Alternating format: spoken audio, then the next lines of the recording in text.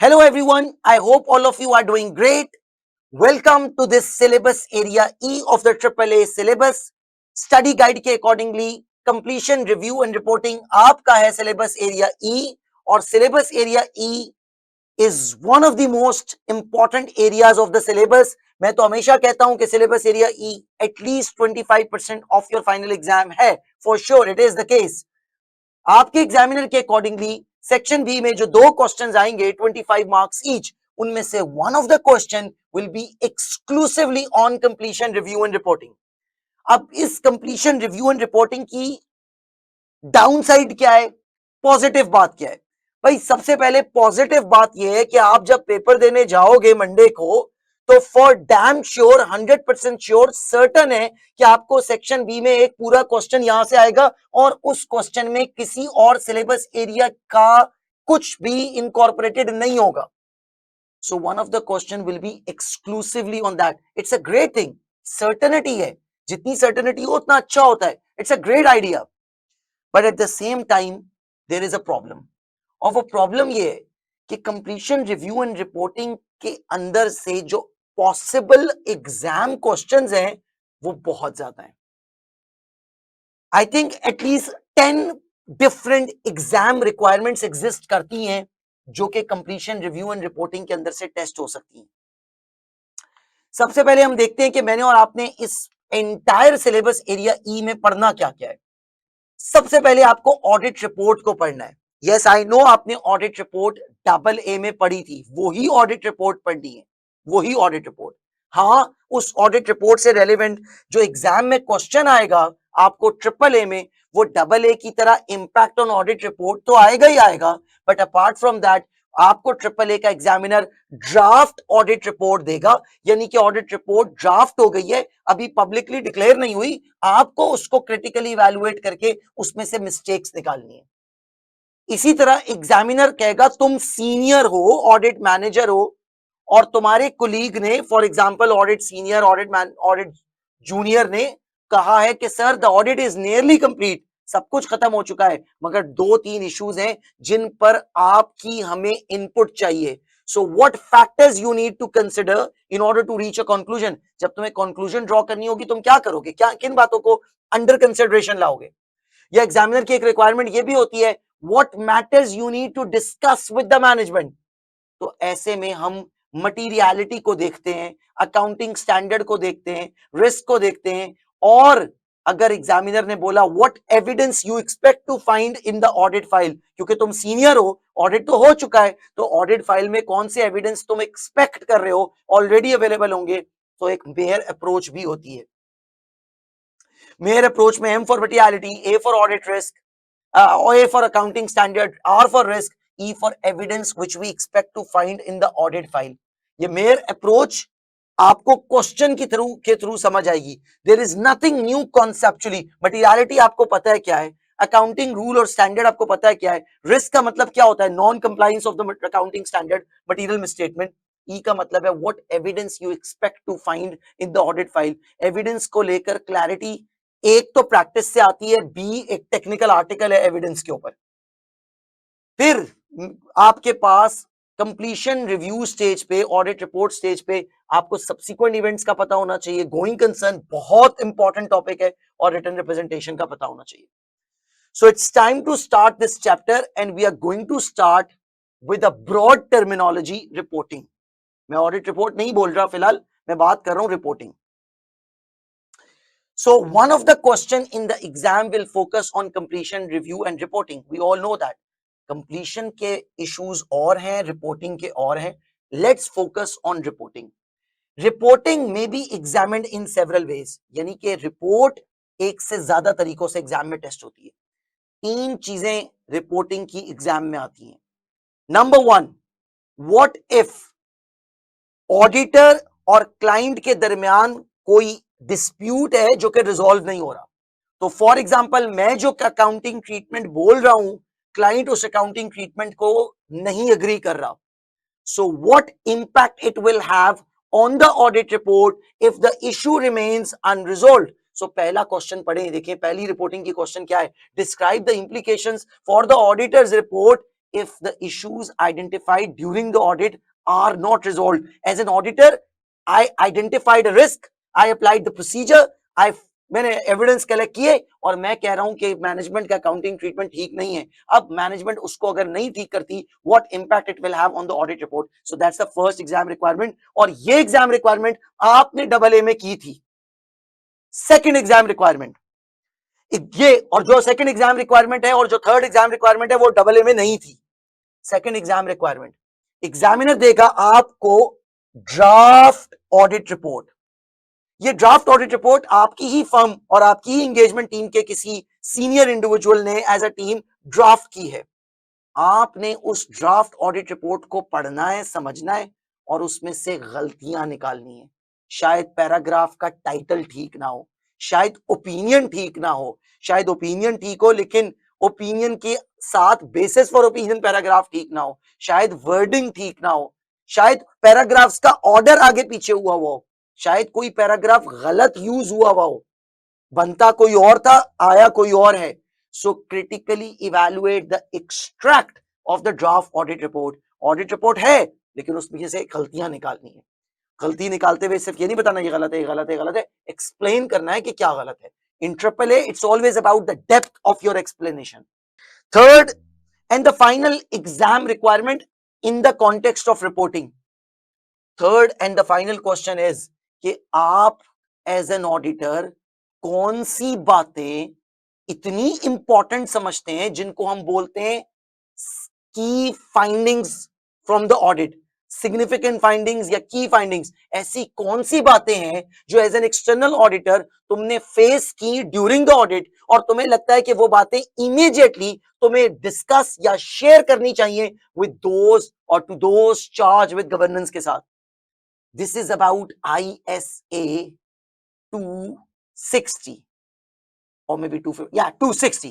So ISA 260 कहता है auditor को as part of the overall audit process, जहां ऑडिट रिपोर्ट देनी होती है जो कि पब्लिकली डिक्लेयर होती है, जिसके अंदर ऑडिटर का ओपिनियन आता है, apart from that auditor has to share a report with those charge with governance.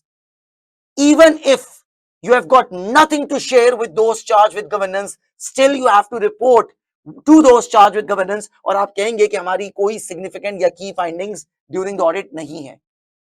Now the question is, significant findings क्या होती हैं, कब communicate होती हैं, किसको communicate होती हैं? There is a very important technical article on that. Completion review and reporting के एरिया में जाएंगे आप, टेक्निकल आर्टिकल है आपके पास वहां पे सेकंड लास्ट, और उस टेक्निकल आर्टिकल से आपकी ये एग्जाम रिक्वायरमेंट बिल्कुल क्रिस्टल क्लियर हो जाएगी. In fact I am going to cover that technical article within the class, और इसके ऊपर एक क्लास करेंगे और उस क्लास के थ्रू ये वाला टॉपिक कवर हो जाता है. किल मिस्टर नाम का बहुत आइकॉनिक और फेमस क्वेश्चन है. किल मिस्टर के दो पार्ट्स हैं, 10 marks 10 marks, 5 marks professional. 10 marks का पार्ट है कि आपको ड्राफ्ट रिपोर्ट के को क्रिटिसाइज करना है, और 10 मार्क्स का पार्ट है कि आपको बताना है what factors you are going to discuss with those charge with governance. So exam requirement 2 और 3 के लिए किल मिस्टर कर लें तो आपकी 30-40% इस टॉपिक की प्रिपरेशन हो जाती है. Why I am saying 30-40? Because you need to go an extra mile. आपको और क्वेश्चंस करने, तभी आप एग्जाम को लेके प्रिपेयर्ड होंगे. As far as the part A is concerned, well exam kit के अंदर कंप्लीशन रिव्यू एंड रिपोर्टिंग के अंदर एटलीस्ट 5-6 क्वेश्चंस होंगे रेलेवेंट टू पार्ट ए. और ये तो पार्ट आपका वैसे भी स्ट्रांग होना चाहिए because you studied the same in double A as well. By the way, ये पार्ट ए को अटेम्प्ट करने का तरीका क्या होता है? पार्ट ए को अटेम्प्ट करने के तरीके पे पहले जाते हैं. What was part A? Well, possible question number part A वो ये होता है कि आपको ये बताना होता है कि इंपैक्ट ऑन ऑडिट रिपोर्ट क्या होगा if the issue remains unresolved. सबसे पहले हम ब्रीफली डिस्कस करते हैं what is the issue, what is the issue, what's the story, what's going on from the question itself. फिर हम मटेरियलिटी को डिस्कस करते हैं, रेलेवेंट अकाउंटिंग रूल और स्टैंडर्ड बताते हैं, हम प्रपोज करते हैं कि ये एडजस्टमेंट हो जाए तो सब ठीक हो जाएगा. एज्यूमिंग के मैनेजमेंट उसको ठीक करने के लिए विलिंग नहीं है तो हम बताते हैं कि इसकी वजह से ओपिनियन पे क्या फर्क आएगा और बेसिस फॉर ओपिनियन पैराग्राफ पे क्या फर्क आएगा. सो IMA AOR with that approach I will always be able to score full marks when it comes to an exam question such as this one, जिसमें उसने आपसे पूछा होता है what impact it will have on the audit report if the issue remains unresolved.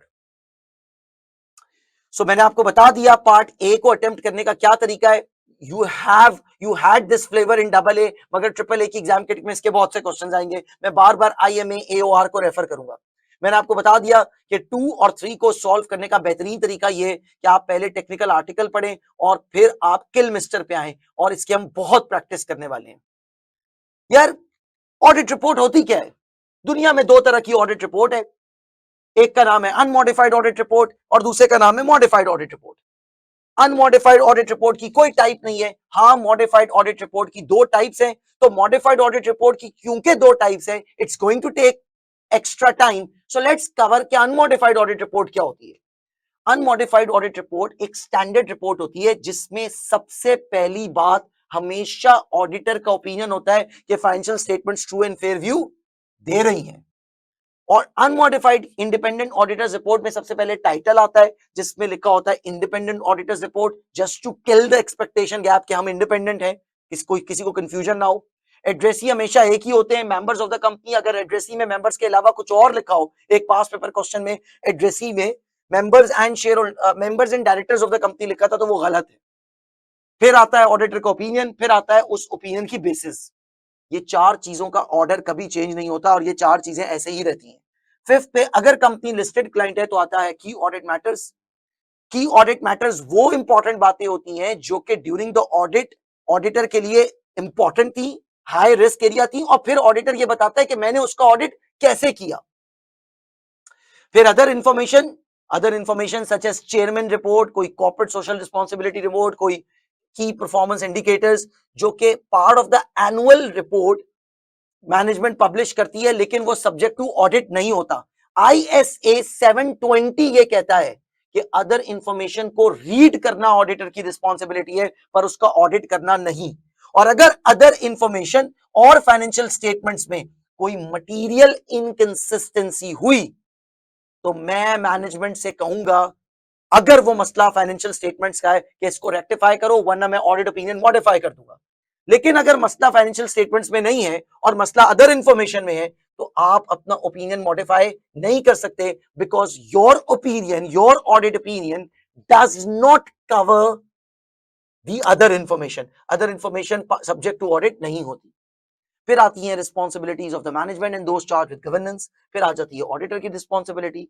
फिर आ जाती है अगर कोई लोकल लॉज एंड रेगुलेशंस के अकॉर्डिंगली हमें रिपोर्ट करना हो वो. फिर एंगेजमेंट पार्टनर के सिग्नेचर. फिर ऑडिट फर्म का एड्रेस और ऑडिट रिपोर्ट की डेट.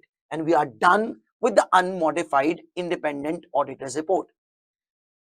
की audit matter high assessed risk of material misstatement होते हैं, जजमेंटल एरियाज होते हैं. आपको ये बताना जरूरी होता है कि मैंने की ऑडिट मैटर क्या है, ऑडिट रिपोर्ट में बताना होता है.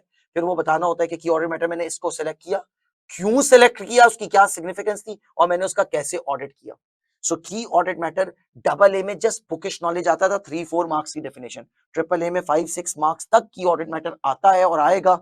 And as an application draft audit report के अंदर की ऑडिट मैटर को सही यूज नहीं किया हुआ होगा, यूज होना चाहिए होगा, स्किप किया हुआ होगा या गलत यूज किया हुआ होगा. So you have to be very well prepared for CAMS when it comes to AAA.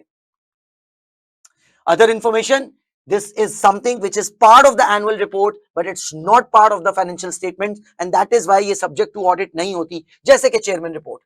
और अगर आपको अदर इंफॉर्मेशन और फाइनेंशियल स्टेटमेंट में कॉन्ट्राडिक्शन नजर आए तो आपको उसको फर्दर एक्सप्लोर करके देखना होता है कि मसला किस एंड पर है. दुनिया में ऑडिट रिपोर्ट की टाइप 2 मॉडिफाइड ऑडिट रिपोर्ट, और मैंने बोला था मॉडिफाइड ऑडिट रिपोर्ट की 2 टाइप्स हैं. Type number 1 modified audit report है मगर ऑडिट ओपिनियन मॉडिफाइड नहीं है. अरे अगर ओपिनियन मॉडिफाइड नहीं है तो ओपिनियन क्या होगा? ओपिनियन होगा कि financial statements true and fair view दे रही हैं. मॉडिफाइड ऑडिट रिपोर्ट की टाइप 2 मॉडिफाइड ऑडिट रिपोर्ट है मगर अब ओपिनियन भी मॉडिफाइड है.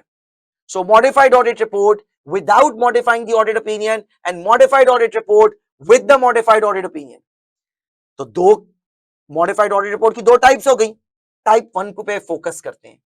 यार ये क्या बात हुई, ऑडिट रिपोर्ट मॉडिफाइड है हालांकि opinion still true and fair है. ऐसा कैसे हो गया?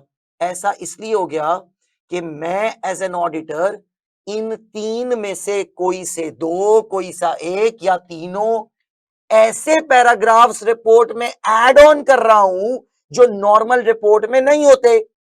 इनको बोलते हैं एडिशनल कम्युनिकेशन पैराग्राफ्स। ये additional communication paragraph audit report को कर देंगे मॉडिफाई। मगर खूबसूरत बात यह है कि इन एडिशनल कम्युनिकेशन पैराग्राफ्स का ऑडिट ओपिनियन से कोई ताल्लुक नहीं है। सो ये पैराग्राफ ओपिनियन को गलत नहीं कह रहे, या ये पैराग्राफ किसी मटेरियल मिसस्टेटमेंट की निशानदेही नहीं कर रहे। ये पैराग्राफ ये नहीं कह रहे कि फलानी चीज गलत है, वो गलत है, वो गलत है। ये पैराग्राफ आ जाने से user of the financial statement को कुछ एक्स्ट्रा इंफॉर्मेशन पता लगेगी। दैट इज वाई इनको बोलते हैं 3 पॉसिबल एडिशनल कम्युनिकेशन पैराग्राफ। मगर ये एडिशनल कम्युनिकेशन पैराग्राफ किसी चीज को हाईलाइट करते हैं, किसी गलती के बारे में नहीं बताते। क्या है ये 3 एडिशनल कम्युनिकेशन पैराग्राफ? पहले एडिशनल कम्युनिकेशन पैराग्राफ का नाम है एमयूआरजीसी। अगर तुम्हारे क्लाइंट, अगर तुम्हारा audit client going concern company है और वो, but there is uncertainty related to going concern, और तुमने ये देखना है कि क्या वो अनसर्टेनिटी क्लाइंट ने फुली एडिक्वेटली डिस्क्लोज की है या नहीं। अगर उसने वो डिस्क्लोज की है तो यार फाइनेंशियल स्टेटमेंट्स में तो फिर कोई गलती ना हुई ना। एज एन ऑडिटर आप समझते हैं कंपनी गोइंग कंसर्न है, मैनेजमेंट भी समझती है कंपनी गोइंग कंसर्न है, तो financial statements going concern basis पे बनी है। एज एन ऑडिटर आप समझते हैं but there is a material uncertainty regarding the going concern, management भी समझती है रिगार्डिंग गोइंग कंसर्न एक अनसर्टेनिटी है। मैनेजमेंट ने उस अनसर्टेनिटी को फुली अकाउंट फॉर और डिस्क्लोज किया है, लोगों से छुपाया कुछ नहीं। आपने उस डिस्क्लोजर का फुल ऑडिट किया, आप भी कन्विंस थे। तो यार आप फाइनेंशियल स्टेटमेंट्स तो ट्रू एंड फेयर व्यू दे रही है ना, लेकिन क्या उस material uncertainty regarding the going concern के डिस्क्लोजर को पब्लिक के सामने आना चाहिए? क्या वो एक इंपॉर्टेंट डिस्क्लोजर है? The answer is yes. तो as an auditor I will highlight that uncertainty related to going concern using a special paragraph which is called MURGC paragraph. And within that paragraph, I will highlight the disclosure adequately disclosed by the management. याद रहे इस paragraph के आ जाने से मेरा opinion true and fair view था और रहेगा। दिस पैराग्राफ और all these paragraphs have got nothing to do with the opinion. तो यस, ओपिनियन मॉडिफाइड हो गया मगर रिपोर्ट मॉडिफाई हो गई मगर ओपिनियन मॉडिफाई नहीं हुआ। Second example of the additional communication, emphasis of matter paragraph. As an auditor मैं समझता हूं कि financial statements true and fair view दे रही हैं, okay good. As an auditor मैं समझता हूं कि यार कोई इंपेयरमेंट का एक्सपेंस, कोई प्रोविजन की लाइबिलिटी, कोई एक्स्ट्राऑर्डिनरी सेल्स या कोई सेल्स, कोई एडमिनिस्ट्रेशन कॉस्ट, कोई ऐसी अमाउंट, कोई ऐसी ट्रांजैक्शन जो कि user of the financial statement की अंडरस्टैंडिंग के लिए बहुत जरूरी है।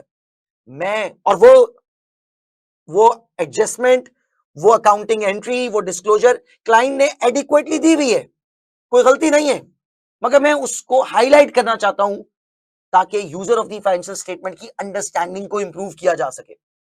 आई am going to use option number 1 MURGC paragraph. No, that thing has got nothing to do with going concern. ये पैराग्राफ सिर्फ गोइंग कंसर्न के अनसर्टेनिटीज के लिए। तो I need another paragraph and that paragraph is called emphasis of matter paragraph. तो students मुझसे पूछते हैं कि MURGC और एम्फेसिस में कॉमन क्या है और फर्क क्या है। कॉमन ये दोनों हाईलाइट करना चाहते हैं समथिंग व्हिच इज इंपॉर्टेंट, मगर एक का ताल्लुक गोइंग कंसर्न की अनसर्टेनिटी से, दूसरा कोई अनसर्टेनिटी नहीं है। इट्स एन अकाउंटिंग ट्रीटमेंट और एन एडजस्टमेंट और अ disclosure correctly made by the client. I just want to emphasize it. I just want to highlight it. Third and the final, other matter paragraph. Other matter paragraph has got the same objective as the emphasis of matter paragraph, except for the fact कि emphasis of matter paragraph में आप highlight कर रहे थे एक ऐसी चीज को जो ऑलरेडी एज एन एडजस्टमेंट और as a disclosure financial statement में थी।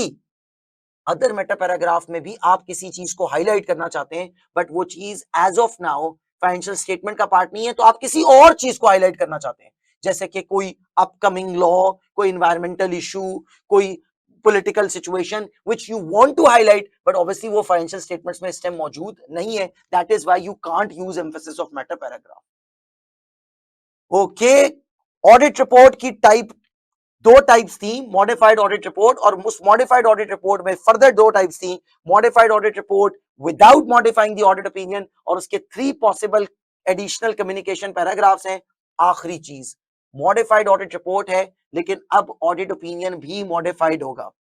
ऑडिट ओपिनियन मॉडिफाई होता है ब्रॉडली स्पीकिंग दो रीजंस की वजह से।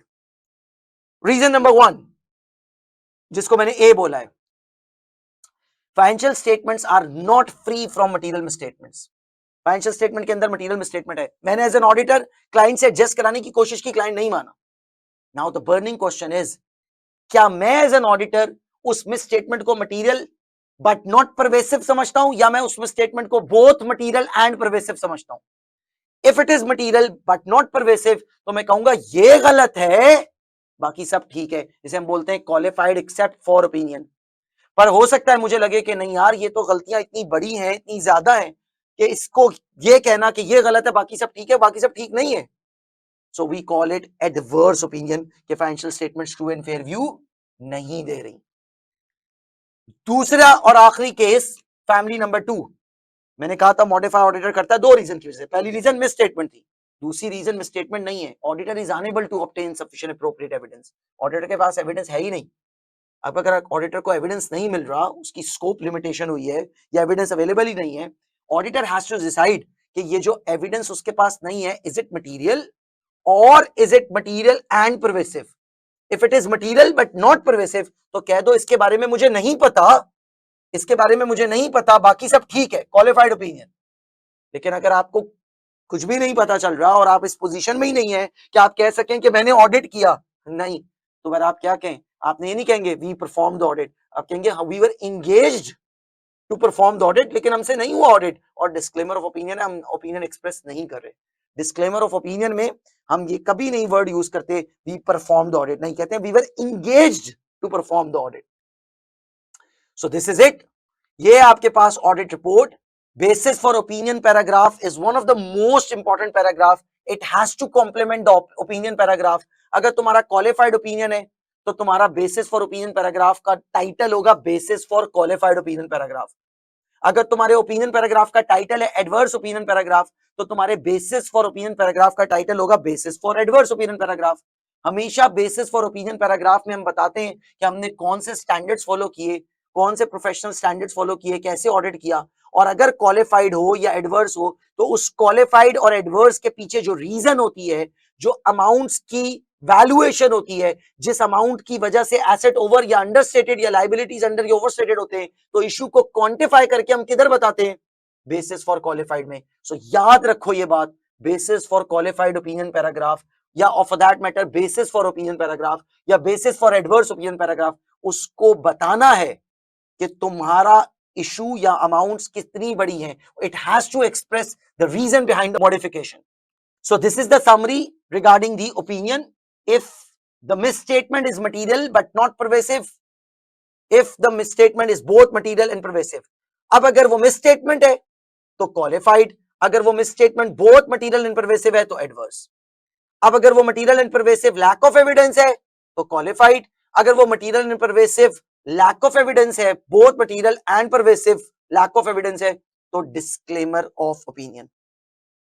So guys, this was your topic number 1, audit report. और मैं बता चुका हूं आपको कि रिपोर्टिंग को लेके आपके पास ओवरऑल 3 क्वेश्चंस हैं। आपको इंपैक्ट ऑन ऑडिट रिपोर्ट बताना होता है, assuming the issue remains unresolved. आपको बताना होता है कि ऑडिट रिपोर्ट के अंदर क्या गलतियां हैं और उनको एक्सप्लेन करना होता है, और ओवरऑल ऑडिट प्रोसेस का पार्ट है, और ऑडिटर्स रिपोर्ट ही कहलाती है, but not to the members of the company. Rather आपको बताना होता है what matters you are going to communicate with those charged with governance and why. And for this you need to have a very thorough reading of a very short technical article, and then go on to a question called Kilmister. Kilmister will cover both exam requirement 2 and 3. Impact on audit report को हम पहले ही discuss कर चुके हैं।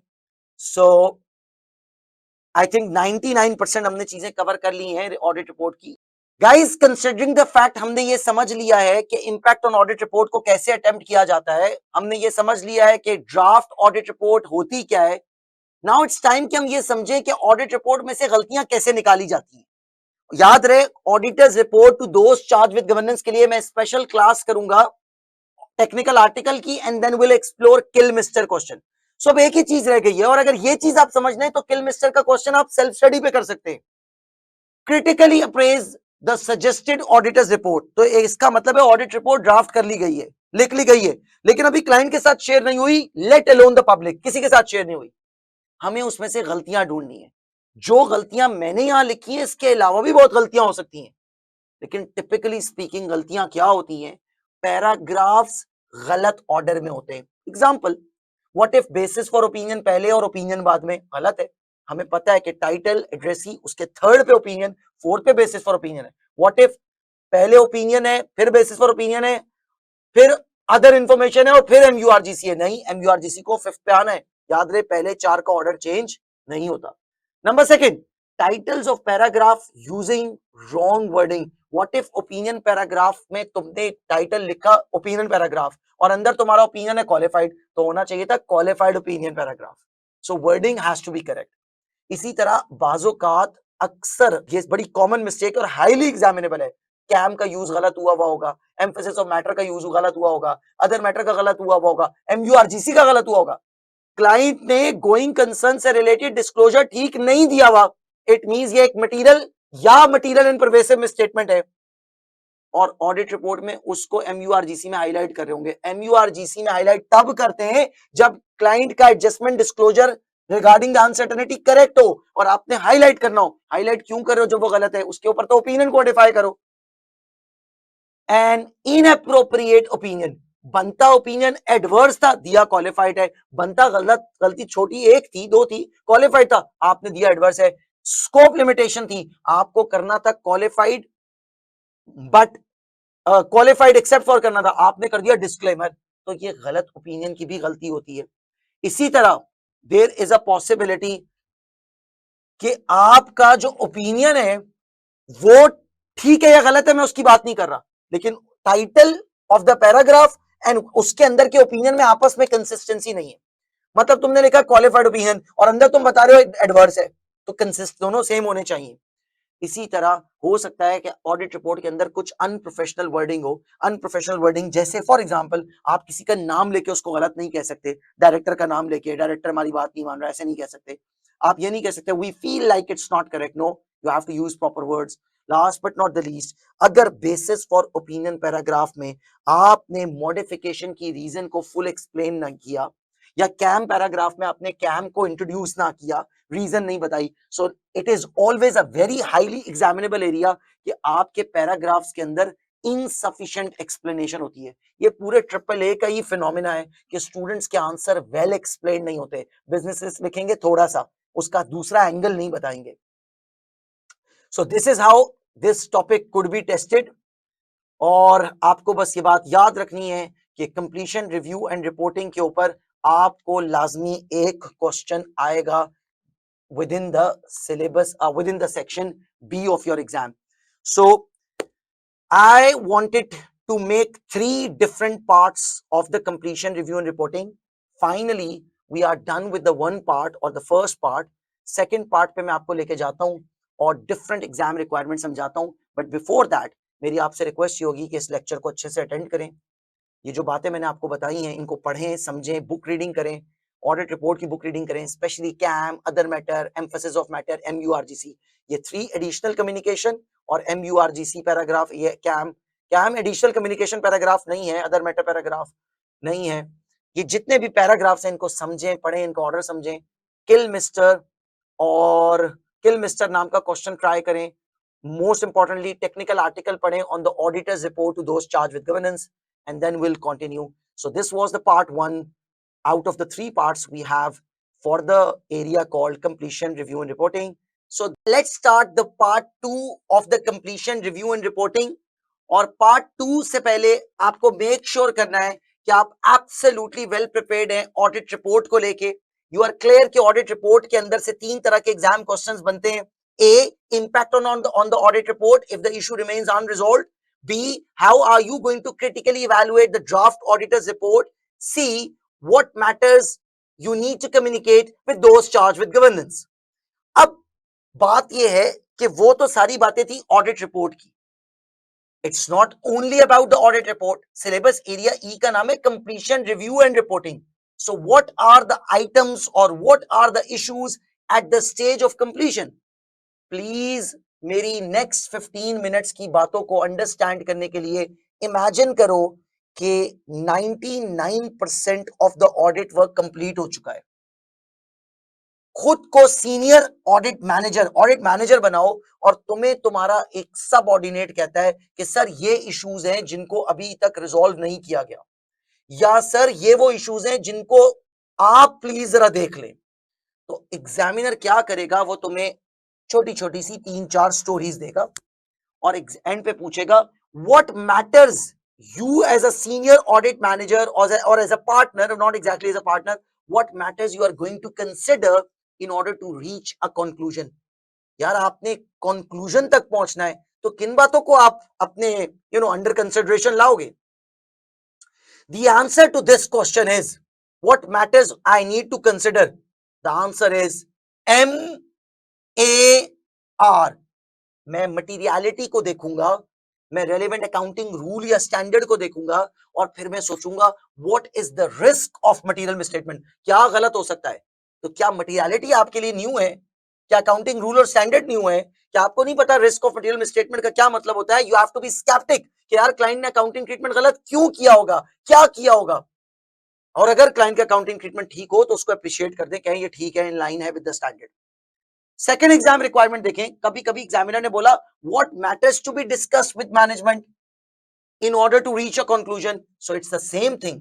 मुझे conclusion अपने लिए draw करनी है या मुझे कंक्लूजन ड्रॉ करके मैनेजमेंट से बात करनी है, मैं वही बातें देखूंगा. MAR. तो एग्जाम रिक्वायरमेंट नंबर 1 और 2 आज के लेक्चर की दोनों का आंसर सेम है. MAR. मटीरियलिटी, अकाउंटिंग रूल और standard, and then the risk of material misstatement. और कभी कभी ऐसा होगा कि रिस्क ऑफ मटेरियल मिसस्टेटमेंट नहीं होगा, क्लाइंट का अकाउंटिंग ट्रीटमेंट करेक्ट होगा तो आपने उसको अप्रिशिएट करना है. कभी कभी ऐसा होगा कि क्लाइंट का अकाउंटिंग ट्रीटमेंट गलत होने का रिस्क नहीं होगा, वो श्योरली क्लियर कट गलत होगा तो आपने उसको गलत को कैटेगोरिकली गलत कहना है. Okay, if you are done with 1 और 2, थोड़ी देर के लिए 3 को स्किप करें. एग्जामिनर कभी कभी क्वेश्चन ये भी करता है what matters you need to consider in order to reach a conclusion and what evidence you should expect to find on the audit file जब तुम रिव्यू करोगे वर्किंग पेपर्स का. तो क्या वो इश्यूज का ऑलरेडी ऑडिट हो चुका है? Yes.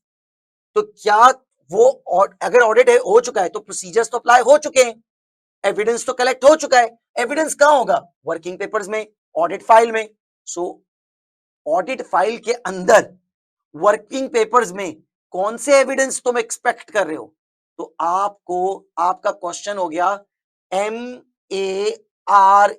It's called the mayor approach. For the exam requirement 1 और 2 MAR. For the exam requirement 4 MAR के बाद E के मार्क्स टोटल मार्क्स का 1/3 हो सकते हैं. तो अगर 6 मार्क्स का क्वेश्चन है तो आप MAR से 3 और 4 मार्क्स तक जा सकते हैं, बट आपको कुछ ना कुछ एविडेंस लिखने होंगे. एविडेंस क्या होता है? मैं जब प्रोसीजर अप्लाई करता हूं, एक्शन अप्लाई करता हूं, इंस्पेक्शन करता हूं, रिकैलकुलेशन करता हूं, तो इसका मतलब है मैं प्रोसीजर यानी कि एक्शन अप्लाई कर रहा हूं और उस प्रोसीजर और एक्शन से मुझे क्या मिलता है? एविडेंस. तो बैंक रिकंसिलिएशन अगर आप कर रहे हैं, आप खुद रीपरफॉर्म कर रहे हैं बैंक रिकंसिलिएशन, तो आपका ये एक्शन है. लेकिन बैंक रिकंसिलिएशन अगर परफॉर्म करने के बाद उसकी कॉपी आपने अपनी ऑडिट फाइल में रखी है तो वो एविडेंस है.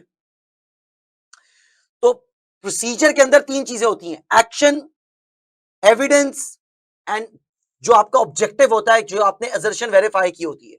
लेकिन जब आप एविडेंस की बात करते हैं तो प्रोसीजर के क्योंकि वो प्रोसीजर नहीं है, प्रोसीजर तो ऑलरेडी हो चुका है, तो एविडेंस के अंदर कोई एक्शन नहीं लिखा होता. Copy of the bank reconciliation. I'm not going to inspect the copy of the bank reconciliation. Inspect the copy of the bank reconciliation in order to confirm the balance. अब copy of the bank reconciliation inspect नहीं करना, वो already है, in order to confirm the balance. तो procedure के अंदर 3 चीजें हैं, action, evidence and the objective. Evidence के अंदर एक्शन नहीं है, direct evidence and the objective. So are we done with the exam requirement 1, 2 and 4? Okay, what about exam requirement 3? By the way, exam requirement 1, 2 and 4 के triplet से, well 1 and 2 is one and the same thing, यानी कि mayor approach 1, 2 को एक ही चीज consider कर ले, 1 and 2 एक ही चीज है, तो ये मेयर अप्रोच के ऊपर आपके पास पेपर्स भरे पड़े हैं ढेर। एग्जाम रिक्वायरमेंट नंबर 3 पे आते हैं। इमेजिन करें आप सीनियर ऑडिट मैनेजर हैं, ऑडिट ऑलमोस्ट कंप्लीट हो चुका है, एग्जामिनर आपको 2 या 3 चीजें बताएगा, आपका कुलीग आपका जूनियर आपको 2-3 चीजें बताएगा और कहेगा कि ये स्टोरी थी, ये हुआ और हमने यूं यूं यूं यूं एविडेंस कलेक्ट किए। आपने उस स्टोरी को पढ़ना है और आपने ये जज करना है whether sufficient appropriate audit evidence has been obtained, कि क्या जो एविडेंस ऑब्टेन्ड हुआ है वो गुड इनफ है in order to reach a conclusion. Exam kit में थर्मन नाम का क्वेश्चन है जिसमें सेम यही रिक्वायरमेंट है कि जो एविडेंस ऑब्टेन हुए हैं वो पढ़ो समझो, स्टोरी को पढ़ो, जो एक्शंस ऑडिट टीम ने लिए वो पढ़ो समझो और बताओ तुम्हें लगता है कि in order to reach a conclusion ये काम गुड इनफ हो गया है। एग्जाम रिक्वायरमेंट नंबर 3 जैसी same to same exam requirement आई सितंबर 2023 में आई थी। सितंबर 2023 के क्वेश्चन में पास पेपर में यही क्वेश्चन आया, what well you need to consider whether sufficient appropriate audit evidence has been obtained or not in order to reach a conclusion। तो आपको देखना है, फॉर एग्जांपल एक क्लाइंट ने नया नॉन करंट एसेट बाय किया, फॉर एग्जांपल अ बिल्डिंग किसी remote area में, आपने उसकी परचेज इनवॉइस देखी लेकिन आपने उसको फिजिकली इंस्पेक्ट नहीं किया, फिजिकली विजिट नहीं किया। तो अगर नॉन करंट एसेट की एग्जिस्टेंस के ऊपर डाउट है तो आपने जो इनवॉइस देखी है या आपने जो उसकी डिप्रिसिएशन या कोई भी चीज कैलकुलेट की है कुछ भी, तो वो सब कुछ आपका एविडेंस है, मगर आपका एविडेंस गुड इनफ नहीं है, सफिशिएंट एप्रोप्रिएट नहीं है, क्योंकि आपने फिजिकली इंस्पेक्ट तो जाके किया ही नहीं। सो इस तरह का क्वेश्चन होता है। लास्ट 5th एग्जाम रिक्वायरमेंट, वो बाजूकात आपसे ये भी कहेगा what evidence you need to expect to find sorry whether sufficient appropriate audit evidence has been obtained के बाद कहेगा बताओ अब अगर तुम्हें लगता है कि ये sufficient appropriate audit evidence नहीं था तो बताओ और कौन से प्रोसीजर्स तुम रेकमेंड करते हो जो कि हमें अप्लाई करने चाहिए in order to reach a conclusion, further procedures बताएं in order to reach a conclusion.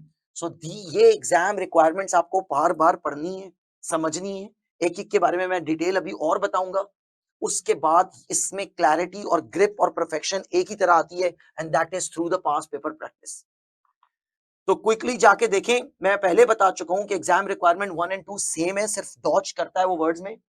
अगर वो कहता है what matter you need to consider in order to reach a conclusion और what matter you need to discuss with the management in order to reach a conclusion, आप लगाएंगे mayor approach, पर mayor approach में से ई नहीं लगाना। Materiality discuss करनी है, उसको रिलेट करना है फाइनेंशियल स्टेटमेंट्स के साथ, एसेट का 1%, रेवेन्यू का 0.5%, प्रॉफिट का 5%। अकाउंटिंग स्टैंडर्ड क्या कहता है वो बताना है, एंड यहां पे आपके अकाउंटिंग स्टैंडर्ड के नोट्स और भी इंपॉर्टेंट हो गए। सो syllabus area D question number 1 में जैसे accounting standards risk of material statement में आते थे, सेम वो अकाउंटिंग स्टैंडर्ड्स यहां पे आएंगे। ऐड ऑन करो चीजें अपने नोट्स में, और फिर रिस्क ऑफ मटेरियल स्टेटमेंट का क्या मतलब है आपने बताना है। There is a risk that ये चीज गलत हुई होगी, वो चीज गलत हुई होगी। So it's just like the question number 1 risk of material statement. अगर 1 एंड 2 के साथ उसने कह दिया and what evidence you expect to be in the audit file, तो इसका मतलब है आपको एविडेंस बताने। एविडेंस का मतलब है मैं बोर्ड मिनट्स को इंस्पेक्ट नहीं करूंगा, आई एक्सपेक्ट के बोर्ड मिनट्स ऑलरेडी कोई इंस्पेक्ट कर चुका है और उसकी कॉपी फाइल में लगी हुई है। सो copy of the board minutes, ये क्या एविडेंस है, पर रीजन बताओ क्यों, ताकि मैं जान सकूं क्या डिस्कशन हुई थी। मैं बैंक स्टेटमेंट को इंस्पेक्ट नहीं करूंगा, बैंक स्टेटमेंट की कॉपी ये एविडेंस है, पर वजह बताओ, ताकि टू वेरीफाई कि बैंक पेमेंट हुई थी नहीं हुई थी। जो भी मैं मैनेजमेंट से डिस्कशन नहीं करूंगा, वो हो चुकी है 4 दिन पहले, 4 हफ्ते पहले, 2 दिन पहले, 2 घंटे पहले। अब notes of discussion, notes of discussion यानी डिस्कशन के नोट्स, क्या बातें हुई थी, क्यों, मैं जानना चाहता हूं कि मैनेजमेंट की क्या अप्रोच थी, क्या डिटरमिनेशन था, क्या एस्टिमेट्स थे, क्या अजम्पशंस थी। So evidence is a shorter form of procedure. Procedure में होता था एक्शन, एविडेंस, रीजन। अब हम कह रहे हैं एक्शन तो हो चुका, सो एविडेंस जैसे कि copy of board minutes, copy of bank statement, notes of discussion, या even schedule of the calculation. मैं नहीं करूंगा रिकैलकुलेशन, उस रिकैलकुलेशन का स्केड्यूल पड़ा होगा और उसमें से मैं देखूंगा कि चीजें ठीक कैलकुलेट हुई हुई हैं या नहीं। सो this is exam requirement number 4। What about 3, what about third, Oh well, whether the evidence is sufficient and appropriate or not. क्या आपको लगता है कि जो एविडेंस ऑब्टेन हुआ है वो गुड इनफ है या नहीं है? वो कहता है this requirement links back to the quality management. इस एग्जाम रिक्वायरमेंट का ताल्लुक क्वालिटी मैनेजमेंट से, क्योंकि अगर एविडेंस सफिशिएंट अप्रोप्रिएट ऑब्टेन नहीं हुआ तो इसका मतलब ये है कि क्वालिटी पे कॉम्प्रोमाइज है, और अक्सर क्वालिटी पे कॉम्प्रोमाइज की वजह प्रोफेशनल स्केप्टिसिज्म का लूज होना होता है। तो सबसे पहले तो आप ये देखो कि जो प्रोसीजर्स अप्लाई हुए हैं वही प्रोसीजर्स एक्सपेक्टेड थे, क्या सारे वो प्रोसीजर्स जो अप्लाई होने चाहिए थे वो अप्लाई हुए हैं? फिर ये भी देखो कि अंडर द गिवन सर्कमस्टांसेस जिन चीजों पे ऑडिटर ने रिलायंस प्लेस की, क्या उसको रिलायंस प्लेस करनी चाहिए थी या उसको खुद से एविडेंस कलेक्ट करना चाहिए था? जैसे अननेसेसरीली हम मैनेजमेंट रिप्रेजेंटेशन लेटर या रिटन रिप्रेजेंटेशंस पे अननेसेसरी रिलायंस प्लेस नहीं करेंगे। इसी तरह ये भी देखो कि जो एविडेंस ऑब्टेन हुआ है, क्या उसको ऑब्टेन करने के लिए जो सैंपल लिया गया है वो गुड इनफ है? क्या एक ट्रू रिप्रेजेंटेटिव सैंपल है? एक क्वेश्चन था उसमें गोइंग कंसर्न को कंफर्म करना था। I think that question was maybe welford quality management का क्वेश्चन था। वहां गोइंग कंसर्न को कंफर्म करने के लिए ऑडिट असिस्टेंट मैरी ने, ये स्पेसिमेन एग्जाम का क्वेश्चन है, मैरी ने 5 प्रोजेक्ट्स आउट ऑफ द 20 उठाए, मगर वो 5 उसने नहीं उठाए, मैनेजमेंट ने बताया ये 5 को ले लो गोइंग कंसर्न को कंफर्म करने के लिए। तो इसका मतलब है एविडेंस सफिशिएंट अप्रोप्रिएट नहीं है। मोर ओवर मैरी ने गोइंग कंसर्न की assumptions को कंफर्म नहीं किया, रादर इस साल के गोइंग कंसर्न की assumptions को पिछले साल की गोइंग कंसर्न की assumption से मैच कर लिया कि कंसिस्टेंट है या नहीं। अगेन एविडेंस सफिशिएंट अप्रोप्रिएट नहीं है। एग्जामिनर कह सकता है what further procedures you are going to apply, आखिरी एग्जाम रिक्वायरमेंट। तो भाई फर्दर प्रोसीजर्स के लिए हमेशा याद रखो वो प्रोसीजर नहीं बताना जो प्रोसीजर ऑलरेडी अप्लाई हो चुका है। आपको वो प्रोसीजर अब बताना है जो ऑलरेडी क्वेश्चन में अवेलेबल नहीं है।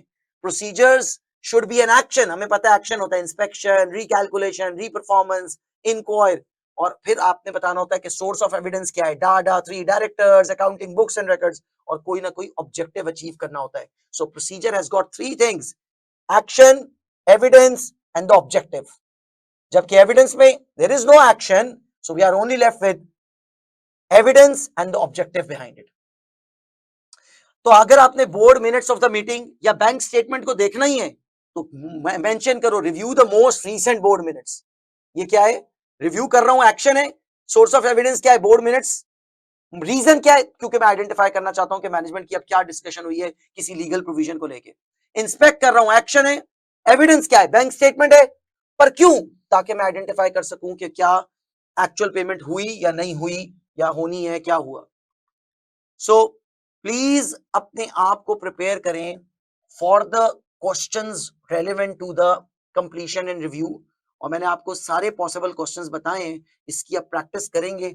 बहुत सारे एग्जाम किट में क्वेश्चंस हैं मेयर अप्रोच के, फर्दर प्रोसीजर्स क्या अप्लाई करने हैं, क्या एविडेंस सफिशिएंट अप्रोप्रिएट है या नहीं है, ऑडिट रिपोर्ट को क्रिटिसाइज करना है, इम्पैक्ट ऑन ऑडिट रिपोर्ट बतानी है, ये बताना है कि ऑडिटर की रिपोर्ट जो दोस्त चार्ज विद गवर्नेंस होती है उसमें क्या होता है और क्या नहीं होता। So we'll cover a lot of things. So this is it. अब हमारा ये पार्ट 2 भी खत्म हो चुका है, किसका? कंप्लीशन रिव्यू एंड रिपोर्टिंग का। इसके बाद हमारे पास एक ही पार्ट रह जाता है, और उस पार्ट में हमें क्या करना है? उस पार्ट में हमें देखना है कि गोइंग कंसर्न क्या होता है, सब्सिक्वेंट इवेंट्स क्या होते हैं। This is going subsequent events क्या होते हैं, गोइंग कंसर्न क्या होता है, और रिटन रिप्रेजेंटेशन क्या होती है।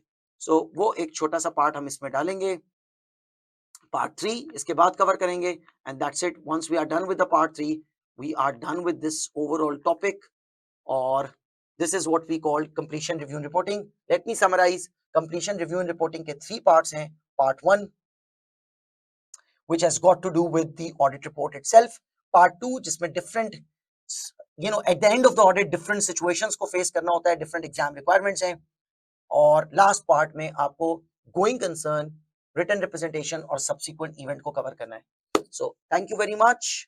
और बहुत सारे पास पेपर के क्वेश्चंस करने हैं, बट उससे पहले कंप्लीशन रिव्यू एंड रिपोर्टिंग को प्लीज नोट से पढ़ लो, बुक से पढ़ लो, अपना नॉलेज प्रॉपर कर लो, and then I will see you in the past papers. Thank you, good luck.